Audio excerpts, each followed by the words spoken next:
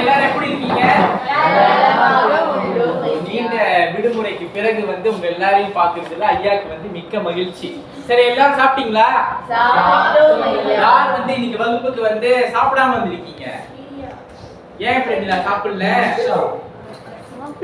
சரி, பரவாயில்ல, அடுத்த தடவை வரப்ப சாப்பிட்டு வரணும். சரியா? சரி, இன்னைக்குள்ள பாடத்துக்கு நம்ம வந்து இன்னும் ஆழமா போறவங்களுக்கு ஐயா வந்து ஒரு காணொளி வந்து காட்ட போறேன். அந்த காணொளியில வந்து என்ன இருக்குன்னு நீங்க எல்லாம் பார்த்துட்டு சொல்லணும். சரியா? எல்லாரும் உற்சாகமா இருக்கீங்களா இல்லையா? உங்க எல்லாருக்கும் ஒரு பலத்த கைத்தட்டல். எல்லாரும் ஆர்வமா இருக்கீங்களா பாக்குறதுக்கு?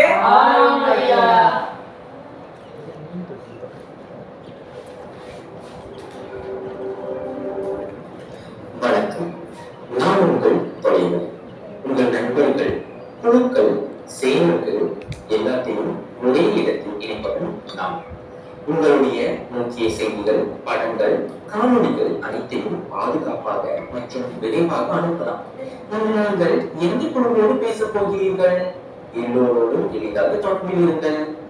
வணக்கம், நான் உங்கள் முகநூல். உங்கள் நண்பர்கள், குடும்பம் அனைவரோட இணையத்தை இணைக்கும் நான். சேகரித்த புகைப்படங்கள் மீண்டும் பகிர போறீங்க. வணக்கம், நான் உங்கள் படுவரி. உங்கள் வாழ்க்கையின் அழகான தருணங்களை உங்கள் நண்பர்கள், குடும்பம் மற்றும் சக ஊழியர்களுடன் தொடர்புக்கு இது சிறந்தது. இங்கே பதிவிறக்கம் செய்யுங்கள். சரி, இந்த காணொலியை பார்த்தீங்களா? சரி, காணொலியில என்ன பாத்தீங்க? எது வந்து நம்ம எல்லாரும் பேசிக்கிட்டு இருந்துச்சு? சமூக ஊடகங்கள்ல இருக்கிற என்னென்ன பார்த்தோம்?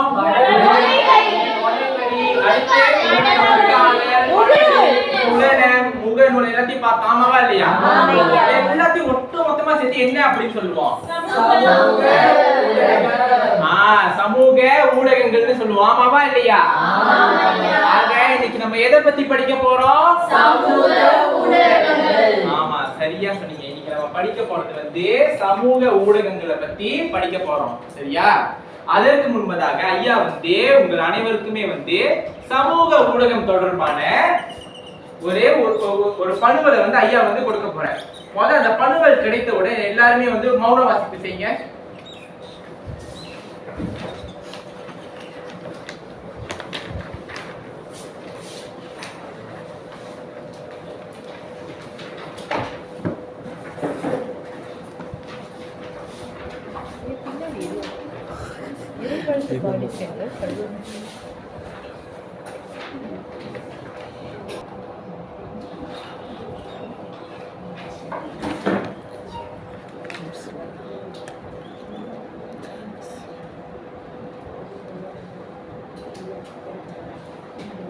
சரி, நீங்க மௌன வாசிப்பு செய்யும் பொழுது அந்த பணுவலில் இருக்கக்கூடிய அருஞ்சொற்களை வந்து அடையாளமிட்டு கொண்டுக்கோங்க. சரி, எல்லாரும் வாசிப்பு முடிச்சிட்டீங்களா? முடித்து விட்டீர்களா மாணவர்களே? முடித்திட்டோம் ஐயா. சரி, அதற்கு முன்பு இந்த முதல் பத்தி, அதாவது உங்களுக்கு கிடைக்கப்பட்ட அந்த முதல் பத்தி இருக்குல்ல, அந்த முதல் பத்தியை வந்து எப்படி வாசிக்கணும் அப்படின்னு சொல்லிட்டு ஐயா வந்து ஒரு காணொளி வந்து காட்ட போறேன். அந்த காணொளியை பார்த்த பிறகு ஐயா வந்து சுழற் சக்கரம் மூலியமா ஒரு 3 இல்லைன்னா ஒரு 5 வந்து ஐயா வந்து தேர்வு செய்து அழைப்பேன். எல்லாருமே வந்து எப்படி ஐயா படித்து காட்டணும் அதே மாதிரி வந்து படிக்கணும். முடியுமா மாணவர்களே?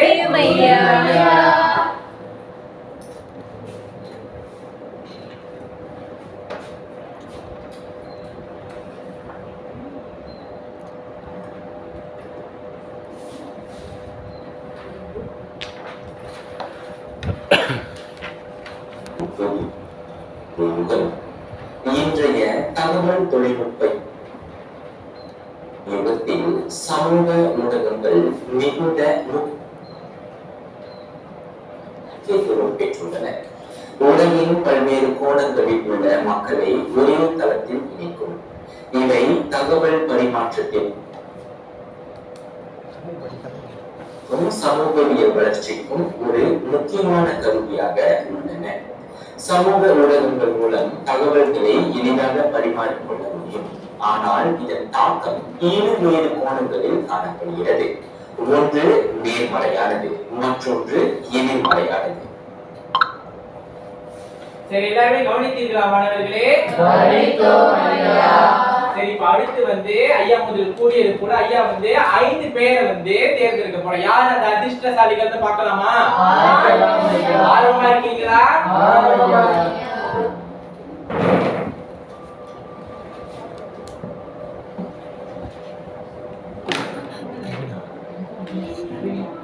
சரி பிரிவினா, நீங்க வந்து அந்த முதல் பத்தியை வந்து படிங்க. ஐயா நேர்மறையான தகவல் பரிமாற்றத்தில் புதிய விதம். இன்றைய தகவல் தொழில்நுட்ப யுகத்தில் சமூக ஊடகங்கள் மிகுந்த முக்கியத்துவம் பெற்றுள்ளன. உலகின் பல்வேறு கோணங்களில் உள்ள மக்களை ஒரே தளத்தில் இணைக்கும். இவை தகவல் பரிமாற்றத்திற்கும் சமூகவியல் வளர்ச்சிக்கும் ஒரு முக்கியமான கருவியாக உள்ளன. சமூக ஊடகங்கள் மூலம் தகவல்களை எளிதாக பரிமாறிக்கொள்ள முடியும். ஆனால் இதன் தாக்கம் இருவேறு கோணங்களில் காணப்படுகிறது. ஒன்று நேர்மறையானது, மற்றொன்று எதிர்மறையானது. சரி, அமருங்க பிரிவினா. பிரிவினாக்கு ஒரு பலத்த கைத்தட்டல் கொடுங்க எல்லாரும். அந்த முதல் பத்தியை வந்து பாருங்க. என்ன சொல்ல வராங்க? இன்றைய தகவல் தொழில்நுட்ப யுகத்தில் சமூக ஊடகங்கள் என்ன மிகுந்த முக்கியத்துவம் பெற்று வருகின்றது அப்படின்னு சொல்றாங்க. முக்கியத்துவம்னா என்னது? அவசியமான ஒன்றாக கருதப்படுகின்றது. அது மட்டும் இல்லாம சமூக வலைத்தளங்கள் மூலமா யாரை வந்து ஒன்றிணைக்க முடியுதா? உலகத்தில் உள்ள பல்வேறு மக்களை வந்து இந்த சமூக ஊடகங்கள் மூலம் இணைக்க முடியுது அப்படின்னு சொல்றாங்க. அது மட்டும் இல்லாம இந்த சமூக ஊடகங்கள் மூலமா எதை வந்து எளிதாக பரிமாறிக்கொள்ள முடியுதா? தகவல்களை வந்து மிகவும் எளிதாக பரிமாறிக்கொள்ள முடிகின்றது அப்படின்னு சொல்றாங்க. சரி, அடுத்து யார் அந்த நபர் அப்படின்னு பார்க்கலாமா? இரண்டாவது பத்தியை படிக்கிறதுக்கு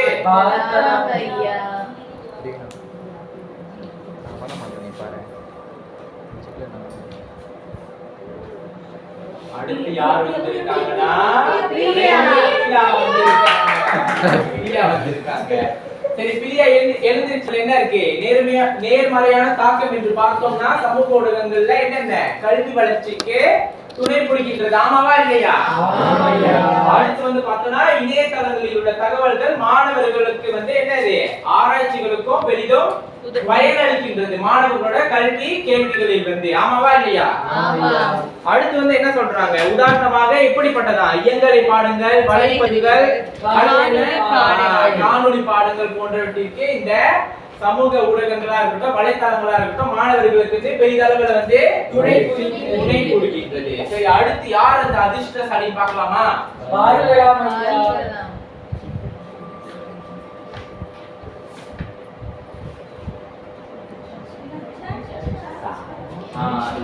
தனிஷா மூன்றாவது பத்தியை படிங்க. அது மட்டுமின்றி சமூக ஊடகங்கள் தொலைதூரத்தில் இருக்கும் உறவினர்களுடன் தொடர்பு கொள்ள உதவுகின்றன. இச்சமூக ஊடகங்களின் பயன்பாட்டினால் புதிய நண்பர்களை அறியவும் உலகம் முழுவதும் உள்ள மக்களுடன் தொடர்பு கொள்ளவும் முடிகிறது.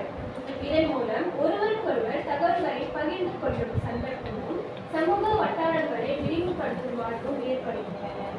சரி, அமருங்க தனிஷா ஒரு பலத்த கைத்தட்டல் கொடுங்க எல்லாரும்.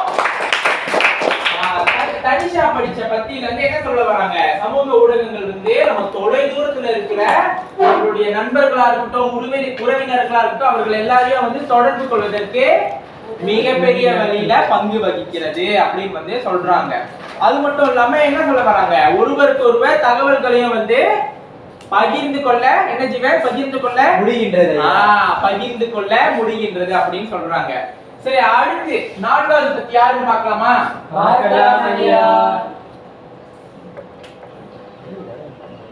வந்து என்ன சொல்ல வராங்க? இந்த சமூக ஊடகங்கள்ல நல்ல விஷயம் இருந்தாலும் தீய சில விடயங்களும் வந்து இந்த சமூக ஊடகங்கள்ல இருக்கு அப்படின்னு சொல்ல வராங்க. என்ன மாதிரியான தீய விஷயங்கள் இருக்கு? எனக்கு பொய்யான செய்திகள் பொய்யான தகவல்களை வந்து பரப்புறாங்க அப்படின்னு வந்து சொல்ல வராங்க. அது மட்டும் இல்லாம என்ன மாதிரியான பொய்யான செய்திகள்? அரசியல் சம்பந்தப்பட்ட சமூகம் சம்பந்தப்பட்ட இந்த மாதிரியான தீய விஷயங்களையும் வந்து பரப்புறாங்க அப்படின்னு சொல்ல வராங்க. ஆமாவா இல்லையா? சரி, இறுதி பத்தி யார் படிக்க போறாங்க அப்படின்னு பார்க்கலாமா? சரி ஜீவன், நீங்க தான் இந்த இறுதி பத்தி படிக்க போற அதிர்ஷ்டசாலி. என்ன இருக்கு ஜீவன், படிங்க. அடுத்ததாக சமூக ஊடகங்களை அதிகம் பயன்படுத்துவதால் நேரடி மனித உறவுகள் குறைந்து மக்கள் இணையதளங்களில் மட்டுமே தொடர்பு கொள்ள தொடங்கிவிட்டார்கள். குடும்பம் மற்றும் நண்பர்களுடன் நேரம் செலவிடுவதற்கான வாய்ப்புகள் குறைந்து வருகின்றன. இதனால் சமூக உறவுகளில் விரிசல் ஏற்படுகின்றது என்பது வெள்ளிடை மலை. சரி, அவங்களுக்கு ஜீவனுக்கு ஒரு பலத்த கைத்தட்டல் கொடுங்க. சரி, ஜீவன் படித்த பத்தியில வந்து என்ன இருக்கு? சமூக ஊடகங்கள் அதிகம் பயன்படுத்துவதால நேரடி மனித உறவுகளுடைய அந்த தொடர்பு வந்து பாதிக்கப்படுகின்றது அப்படின்னு சொல்றாங்க. ஆமாவா இல்லையா? நம்ம உணவு உண்பதற்கு வந்து எல்லாரும் அமர்ந்திருக்கோம் அப்படின்னா நம்ம பக்கத்துல உள்ளவங்க போய் பேசுறோமா? என்ன பண்றோம்? தொலைபேசியை தான் வந்து பயன்படுத்தி கொண்டிருக்கிறோம். அந்த ஒரு செயல் வந்து நல்ல செயலா? ஆக நீங்களா அப்படி பண்ணுவீங்களா? மாதிரி பண்ணக்கூடாது. சரிங்களா? ஆக இந்த பத்தி இப்ப நம்ம வந்து தகவல் பரிமாற்றத்தின் புதிய யுகம் அப்படின்ற இந்த பத்தி வந்து படித்தோம். நன்றாக புரிந்ததா? கேள்வி இருக்கா மாணவர்களே? சரி, அப்படி கேள்விகள் இல்லை அப்படின்னா அடுத்ததாக வந்து இப்ப உரைநடை பகுதியை கொண்டு எப்படி வந்து கருத்துணர் கேள்விகளுக்கு வந்து விடையளிப்பது அப்படின்னு வந்து ஐயா வந்து சொல்லிக் கொடுக்க போறேன். எல்லாரும் உற்சாகமா இருக்கீங்களா? எப்படி பதில் அளிக்கணும்னு அதை தெரிஞ்சுக்கிறதுக்கு ஆவலா இருக்கீங்களா? சரி,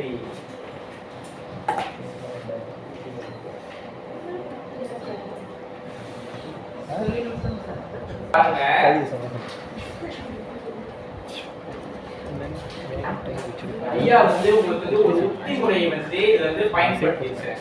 எப்படி வந்து இந்த கருத்துணர் கேள்விகளுக்கு வந்து மிகவும் எளிமையான முறையில எப்படி வந்து பதில் அளிக்கணும் அப்படின்னு சொல்லிட்டு. சரியா? சரி, முதல்ல வந்து நீங்க பாருங்க. சரி, முதல்ல வந்து உரைநடை பகுதி வந்து உங்களுக்கு கிடைத்த உடனே என்ன பண்ண வேணும்? ரூபி, முதல்ல இதை படிங்க.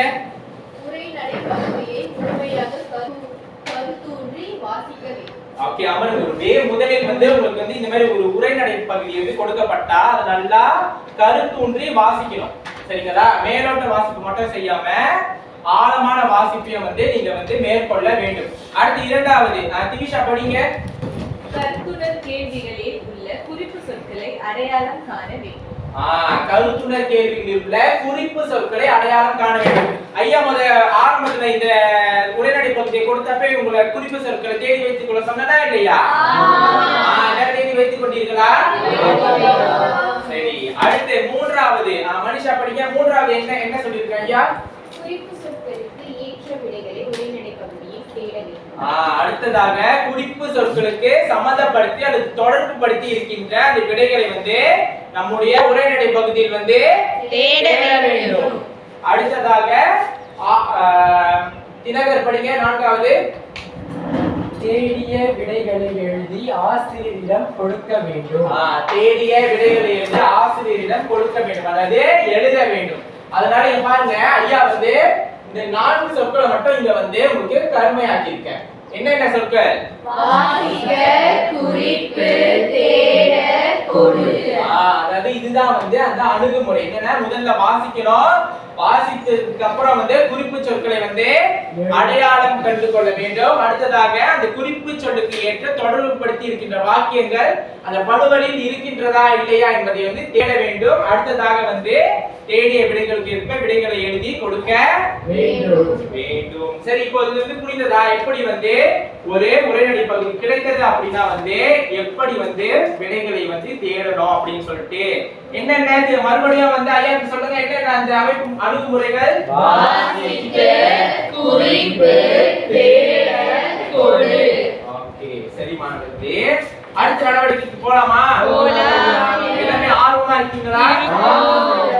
சரி, யாருக்குன்னா மீன்னா ரொம்ப பிடிக்கும்? எல்லாருக்குமே மீன்னா ரொம்ப பிடிக்குமா? சாப்பிடுவோம் சரி, வளர்ப்பதற்கும் சரி. ஐயா உங்களுக்கு மீன் பிடிக்குமா? ஐயாக்கு திவிஷா வாங்க. மூன்றாவது குழுல இருந்து ஷாலினி வாங்க. சரியா?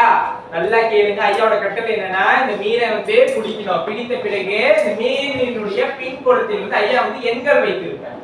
அந்த எண்களுக்கு ஏற்றவாறு ஐயா வந்து பின்னாடி வந்து ஒரு பை வைத்திருக்கிறேன். அந்த பைக்குள்ள தான் வந்து உங்களுக்கான கேள்விகள் இருக்கு. அந்த கேள்விகள் எல்லாமே எதை அடிப்படையாக கொண்டிருக்குன்னா ஐயா அந்த ஒரு கொடுத்தல 3 என்ற இதுல இருக்கக்கூடிய. சரி, அடுத்து திவிஷா வாங்க. அதே மாதிரி நீங்க மீனை பிடிங்க. உங்களுக்கு வந்து எந்த மீன் பிடிச்சிருக்கோ அதை வந்து பிடிங்க. அழகா பிடிங்க திவிஷா. மீன் பிடிச்சிருக்கீங்களா திவிஷா?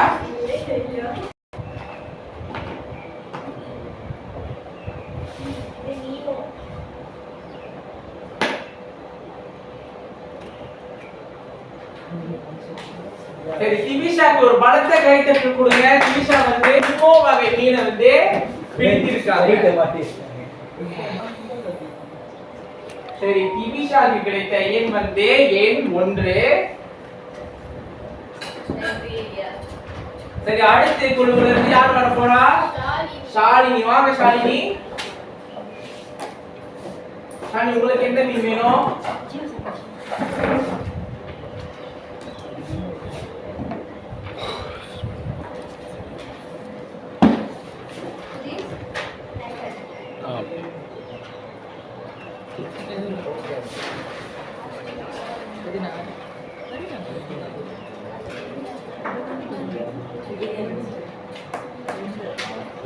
சரி, ஷாலினிக்கு பலத்த கைத்தட்டல் கொடுங்க.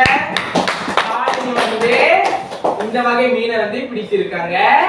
ஷாலினிக்கு கிடைத்த எண் வந்து என்ன ஷாலினி? 4. ஷாலினி, உங்களுக்கான கேள்விகள் வந்து இதுதான். சரி, இப்பொழுது வந்து கேள்விகளுக்கு அந்த உரைநடை பகுதி சம்பந்தப்பட்ட கேள்விகள் கிடைத்து விட்டது தானே? கிடைத்து விட்டது ஐயா. ஐயா வந்து உங்க அனைவருக்குமே வந்து திறன் பேசி கொடுக்க போறேன்.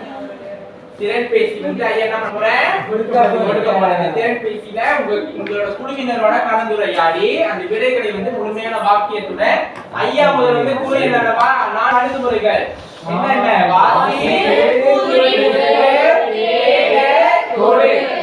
இதன் அடிப்படையில வந்து சரியாக பயன்படுத்தி எழுதுங்க முழுமையான வாக்கியத்துல.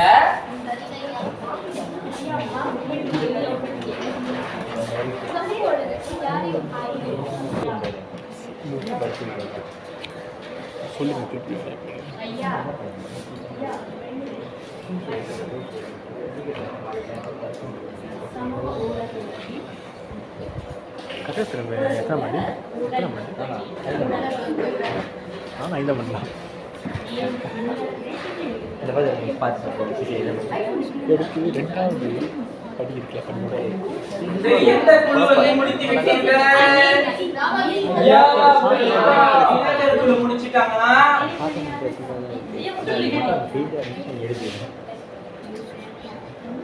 ஐயா, நாங்களும் முடிச்சோம் ஐயா. முடித்து விட்டீர்களா? ஐயா, இது நான் தான் பண்ணுவேன். இது நீங்க சரி, பிரியா குழுவினர் முடித்து விட்டீர்களா? உங்க நண்பர்கள் எல்லாம் முடிச்சிட்டாங்களா? ஆர்வமா இருக்காங்க. சரி, முடித்த குழுவினர்கள் என்ன பண்ணுங்க? சரி, வானத்துல வந்து மேகத்தை வந்து பார்த்திருக்கீங்க. இப்ப பார்க்கணும்னு ஆசையா இருக்கு. இதோ இருக்கீங்க. சரி, எல்லாரும் வாங்க. ஒரு இந்த குழு நிகராடி வந்து இந்த நீல வானத்துல வந்து ஒட்டுங்க உங்களுடைய விடைகளை.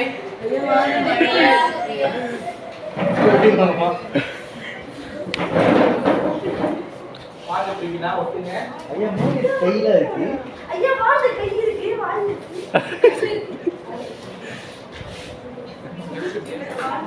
இந்த நீல வானத்தை வந்து இதுக்கு முன்பு பார்த்திருக்கீங்களா?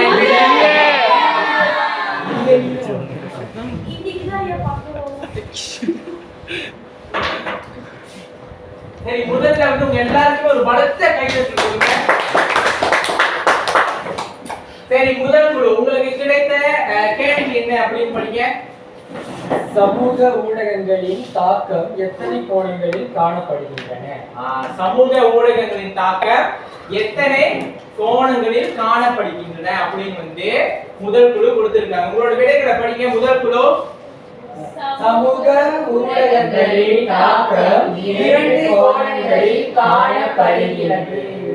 ஆக சமூக ஊடகங்களின் தாக்கம் எத்தனை கோணங்களில் காணப்படுகின்றது? 2 கோணங்களில் காணப்படுகின்றது. சரியான விடையா? ஒரே பகுதியில இருந்துச்சா? சரி, அடுத்து பலத்த கைதட்டல் கொடுங்க அந்த குழுவிற்கு. சரி, அடுத்து 2வது குழுவினர் உங்களுக்கு கிடைத்த கேள்வி என்ன?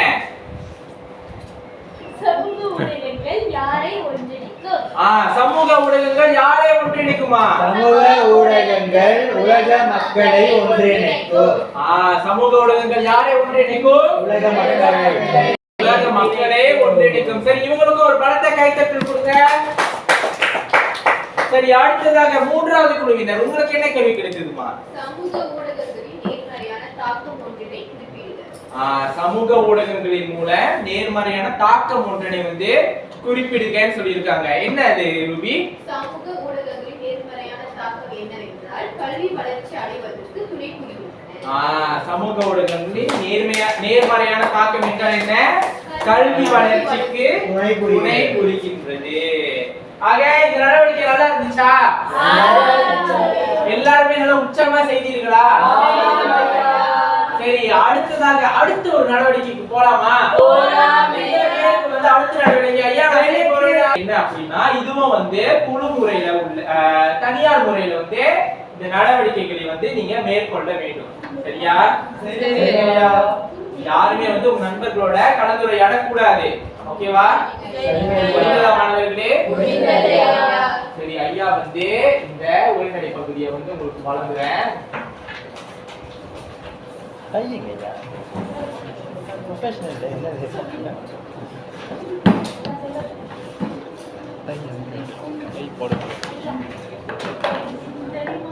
அடுத்து வந்து ஒரு கேலி சித்திர காணொளி பார்க்கலாமா? கேலி சித்திர காணொளியில தான் உங்களுக்கான அந்த உரைநடை சம்பந்தப்படுத்திய கேள்விகள் வந்து இருக்கு. பார்க்க எல்லாரும் தயாரா இருக்கீங்களா?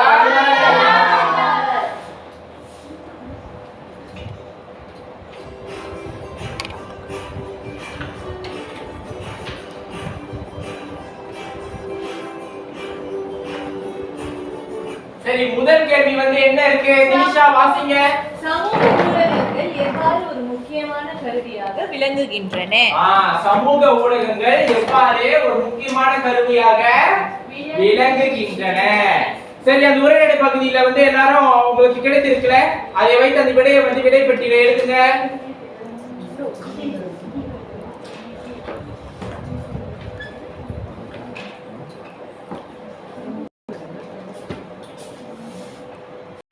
சரி, ஜீவன் வந்து முடித்து விட்டார்.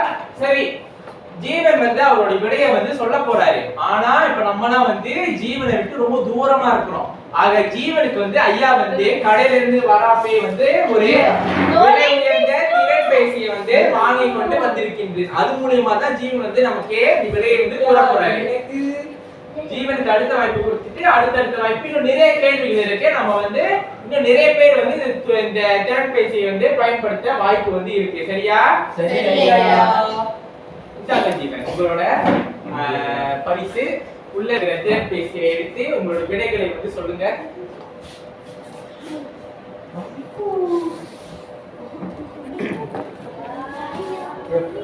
காதலை வைங்க ஜீவன்.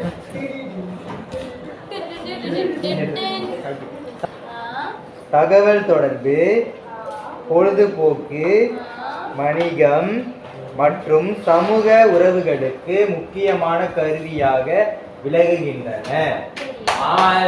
சரியான விடையானவா? ஜீவனுக்கு ஒரு பலத்தை கைத்தட்டல் கொடுங்க. திருப்பி சொல்லுங்க ஜீவன் உங்களோட விடைய.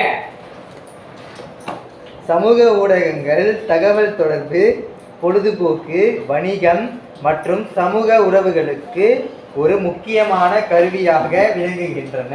சரி, நன்றி ஜீவன். அமருங்க. சரி, அடுத்த கேள்வி பார்க்கலாமா?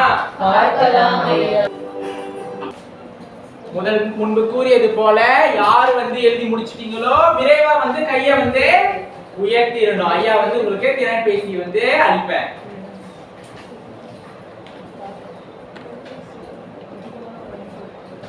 ஐயா முதல் கூறிய அந்த 4 அணுகுமுறைகளை வந்து கண்டிப்பா வந்து பயன்படுத்துங்க. வாசிச்சுட்டு குறிப்பு எடுங்க. குறிப்பு எடுத்துட்டு தேடுங்க. என்னத்தை தேடணும்? அந்த குறிப்பு சொல்லுக்கு ஏற்றவாறு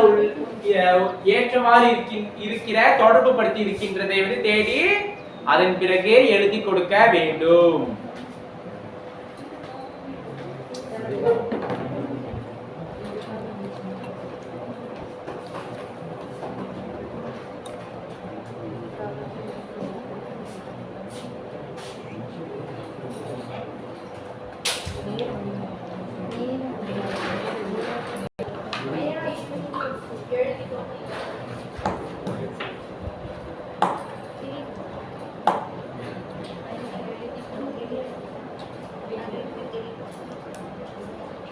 யார் எழுதிட்டீங்க? எழுதிட்டோம். பிரியா எழுதிட்டீங்களா?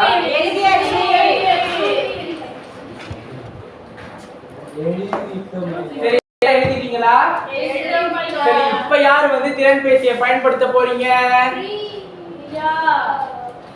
சரி, பிரியா வந்து இந்த திறன்பேசியை வந்து பயன்படுத்த போறாங்களா?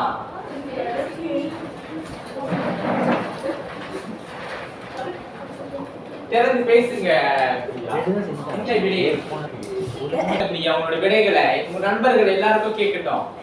சமூக ஊடகங்கள் மூலம் புதிய திறன்களை கற்கலாம். அது மட்டுமின்றி பல போட்டிகளில் இணைவதோடு தகவல்களையும் பகிர்ந்து கொள்ளலாம். சரியான விடையா பிரவீனாஸ்ரீ?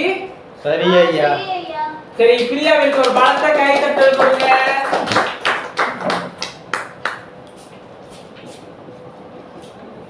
சரி, அடுத்து இறுதியாக மற்றொரு கேள்வி வந்து பார்த்துடலாமா? பார்க்கலாம் ஐயா.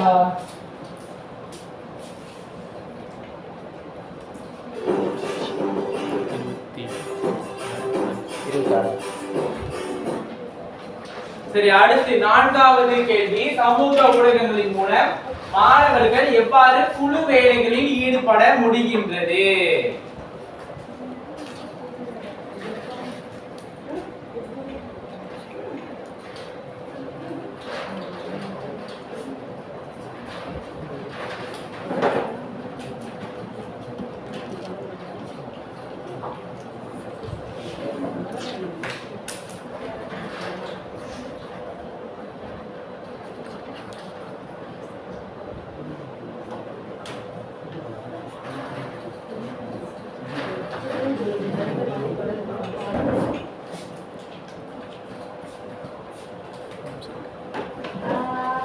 சமூக ஊடகங்களின் மூலம் மாணவர்கள் முகநூல், புலனம், தொலைவரை போன்ற தளங்களில் படி குழு வேலைகளில் ஈடுபடுகின்றனர். மறுபடியும் சொல்லுங்க பிரவீனாஸ்ரீ. சமூக ஊடகங்களின் மூலம் மாணவர்கள் முகநூல், புலனம், தொலைவரி போன்ற தளங்களில் குழு வேலைகளில் ஈடுபடுகின்றனர். சரி மனுஷா, சரியான விடையா பிரவீனாஸ்ரீ சொன்னது? ஆக பிரவீனாஸ்ரீ சொன்னது வந்து சரியான விடை. ஏன்னா எப்படி வந்து நம்ம மாணவர் இந்த சமூக ஊடகங்களை பயன்படுத்தி எப்படி வந்து குழு வேலைகளில் ஈடுபட முடியுமா? இந்த தகவல் தொடர்பு சமூக ஊடகங்களின் மூலம் தொடர்பு கொண்டு உடனுக்குடன் வந்து தகவல்களை வந்து தேடி நம்மளுடைய குழு வேலைகளில் வந்து ஈடுபட முடியும். ஆக புரிந்ததா? எப்படி வந்து இந்த உரைநடை சமூக வலைத்தளங்கள் தொடர்பான உரைநடை பகுதியை கொண்டு எப்படி கருத்துரை கேள்விகளுக்கு விடையளிக்கலாம் அப்படின்னு? சரி, புரிந்தது. அப்படின்னா இறுதியாக ஐயா வந்து சில அணுகுமுறைகள் வந்து உங்களுக்கு வழங்கினா இல்லையா? இதை வந்து பயன்படுத்தி என்னென்ன ஐயா வந்து கருமையாக்கி இருக்கேன்? வாசிப்பு, குறிப்பு, தேடு, கொடு. வாசிப்பு, குறிப்பு, தேடு, கொடு. வாசிப்பு, குறிப்பு, தேடு, கொடு. ஆமாவா இல்லையா? ஆமாம் ஐயா. ஆக இதுக்கப்புறம் கருத்துரை கேள்விகள் செய்ய கஷ்டப்படுவீர்களா? கஷ்டப்பட மாட்டீர்கள் தானே? ஆமாம் ஐயா. சரி, ஆக ஐயா வந்து இந்த பாடத்தை வந்து சமூக ஊடகங்கள் தொடர்பான ஒரு பாடலை கொண்டு நிறைவு செய்ய போறேன். எல்லாரும் கேட்க தயாரா இருக்கீங்களா? கேட்கலாமா? கேட்கலாம். ஐயா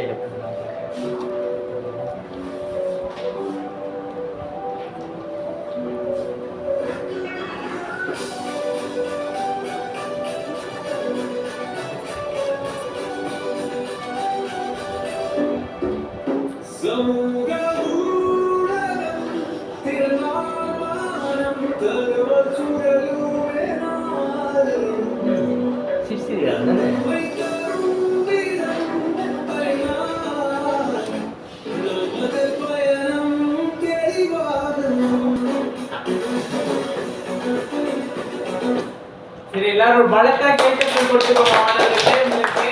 ஆக இன்றைய பாடம் வந்து உங்கள் அனைவருக்கும் பிடித்திருந்ததா? கருத்துரை கேள்விகள் செய்ய கத்துக்கிட்டீங்களா? ஆக இன்றைய பாடம் வந்து இன்றே நிறைவுற்றது. நன்றி மாணவர்களே. நன்றி ஐயா.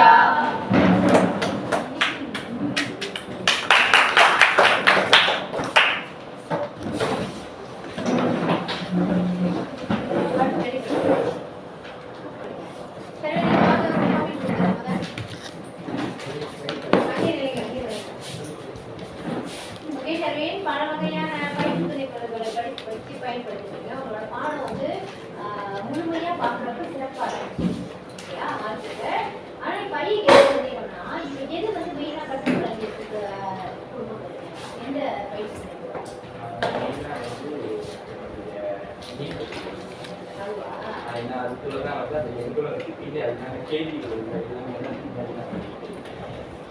ஒரு பயிற்சி செய்யணும்னா நம்மளோட பாடத்துக்கு அது துணையா இருக்கு. உங்க பாடத்துக்கு அது துணையா இல்லை. ஒரு நம்பர் எடுக்கிறதுக்கு தான் அது துணையா இருக்கு. நீங்க பொருளை போட்டு அந்த பொருளை எடுக்கிறதுக்கு தான் நீங்க அதை பயன்படுத்துறீங்க. உங்களோட பாடத்தை விளக்கும் வகையில் இருக்கிறது தான் பயிற்சி பாடத்துக்கான அன்றைய பாடத்தோட பயிற்சி துணை பொருள் எதுன்னு நம்ம கேட்டோமா என்ன கேட்டீங்கன்னா அந்த இது கொடுத்தீங்கல்ல 2வது ஒரு கேள்வி கொடுத்தீங்களா அந்த வீடியோ போட்டு ஒரு கேள்வியா வந்துச்சு அது பயிற்சி துணை பொருள். அந்த பாடத்துக்கு நீங்க அதை செஞ்சுருக்கீங்க சரியா. இது வந்து நீங்க ஒரு பொருள் எடுக்கிறதுக்கு அந்த மாதிரி பண்றீங்க. எல்லாம் கவனமா கேளுங்க, எல்லாருக்கும் சேர்த்து சொல்றேன் சரியா. பயிற்சி துணை பொருள்னா என்ன அர்த்தம்னா நீங்க வந்து அதை ஷாலி வந்து அதை ஷாலி உங்களோட எது பயிற்சி துணை பொருள் ஷாலி அர்த்தம் அதுதானா அது பயிற்சி துணை பொருளா ஏற்றுக்கொள்ள முடியாது. ஏன்னா அது வந்து என்ன இருக்குன்னா ஜஸ்ட் அந்த நம்பரை போட்டு நம்பர் எடுத்துட்டு தான் நீங்க இதை வந்து வேற பாடத்துக்கும் எல்லாத்துக்கும் பயன்படுத்தலாம். மேபி அது வந்து உங்களோட இனோவசியா கூட இருக்கலாம். இனோவசினா எல்லா பாடத்துக்கும் நிறைய இதில் பயன்படுத்தலாம் சரியா. ஆனா எனக்கு வந்து அது வேணாம், எனக்கு இனோவசி வேணாம். அந்த படிச்சு கொடுக்குற பாடத்தை எளிமைப்படுத்துறதுக்கு நீங்க பயன்படுத்துற பயிற்சி துணை. இப்போதான் திரும்பி யாரும் செஞ்சுட்டு இருக்காங்க யாரோட எனக்கு தெரியல. இப்போதான் அந்த நகரம் தன்னகரம் இருக்குல்ல அதை எப்படி படிச்சு கொடுக்கறது அப்படின்னு சொல்லி அவங்க ஒட்டி செஞ்சிருக்காங்கல்ல இந்த மாதிரி எனக்கு அந்த பாடத்தை எளிமைப்படுத்தி படிச்சு கொடுக்குற மாதிரி உங்களோட ஏபிஎம். இப்ப ஷெட்யூலோட பார்த்தோம்னா அந்த 2வது ஏபிஎம் அந்த மாதிரியே இருக்கும். ஏன்னா அது ஒரு பாடலை வச்சு கேள்விகள்லாம் வருது. இலக்க முறை சாரா நீங்க செஞ்சிருக்கீங்க